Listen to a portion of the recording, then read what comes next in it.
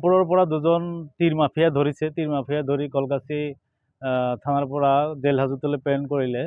আমি ধন্যবাদ জনাইছোঁ কলগাছি ভাৰপ্ৰাপ্ত বিষয়া অচি ছাৰক।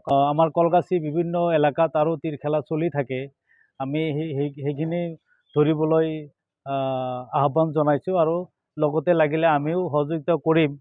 গাঁওৰক্ষী ফালৰ পৰা আমি যিখিনি সহযোগ কৰিব লাগে আমি কৰিম। এই তীৰ খেল IPL আৰু জুৱা খেল এইবিলাক বন্ধ হ'ব লাগে। আমাৰ কলগাছিয়া আৰক্ষী বিষয়াই যি ধৰণে পদক্ষেপ লৈছে আৰু ইয়াতকৈ 2 গুণ তাৰমানে বেছি পদক্ষেপ ল'ব লাগিব। যেনেকৈ আটক কৰিবলৈ সক্ষম হৈছে তেনেকৈ আৰু দ্বিগুণ বৃদ্ধি পাইছে।